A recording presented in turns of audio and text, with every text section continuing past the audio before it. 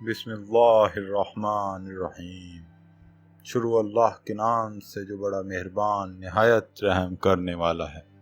حضرت ابو بکر صدیق رضی اللہ عنہ جو باجماع اہل سنت انبیاء علیہ السلام کے علاوہ تمام دنیوں کے آدمیوں سے افضل ہیں، اور ان کا جنتی ہونا یقینی ہے کہ خود حضور اقدس صلی اللہ علیہ وسلم نے ان کو جنتی ہونے کی بشارت دی، بلکہ جنتیوں کی ایک جماعت کا سردار بتایا اور جنت کے سب دروازوں سے ان کی پکار اور بلاوے کی خوشخبری دی، اور یہ بھی فرمایا کہ میری امت میں سب سے پہلے ابو بکر رضی اللہ عنہ جنت میں داخل ہوں گے۔ اس کے باوجود فرمایا کرتے کہ کاش میں کوئی درخت ہوتا جو کاٹ دیا جاتا، کبھی فرماتے کاش میں کوئی گھاس ہوتا کہ جانور اس کو کھا لیتے، کبھی فرماتے کاش میں کسی مومن کے بدن کا ایک بال ہوتا۔ ایک مرتبہ ایک باغ میں تشریف لے گئے اور ایک جانور کو بیٹھا ہوا دیکھ کر ٹھنڈا سانس بھرا اور فرمایا کہ تو کس قدر لطف میں ہے کہ کھاتا ہے، پیتا ہے، درختوں کے سائے میں پھرتا ہے، اور آخرت میں تجھ پر کوئی حساب کتاب نہیں، کاش ابو بکر بھی تجھ جیسا ہوتا۔ ربیہ رضی اللہ عنہ کہتے ہیں کہ ایک مرتبہ کسی بات پر مجھ میں اور حضرت ابو بکر رضی اللہ عنہ میں کچھ بات پڑ گئی اور انہوں نے مجھے کوئی سخت لفظ کہہ دیا جو مجھے ناگوار گزرا۔ فوراً ان کو خیال ہوا، مجھ سے فرمایا تو بھی مجھے کہہ دے تاکہ بدلہ ہو جائے۔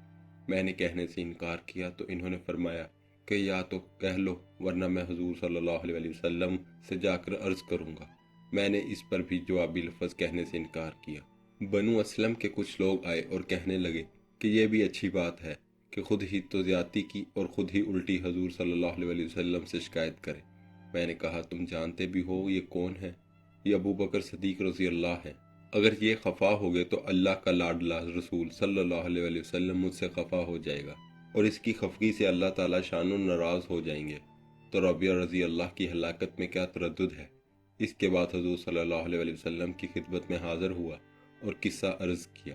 حضور صلی اللہ علیہ وسلم نے فرمایا ٹھیک ہے، تجھے جواب میں اور بدلے میں کہنا نہیں چاہیے، البتہ اس کے بدلے میں یوں کہہ کہ اے ابو بکر اللہ تمہیں معاف فرما دے۔ یہ ہے اللہ کا خوف کہ ایک معمولی سی کلمے میں حضرت ابو بکر صدیق رضی اللہ عنہ کو بدلے کا اس قدر فکر اور اہتمام ہوا کہ اول خود درخواست کی اور پھر حضور صلی اللہ علیہ وسلم کی واسطہ سے اس کا ارادہ فرمایا کہ ربیہ رضی اللہ بدلے لے لے۔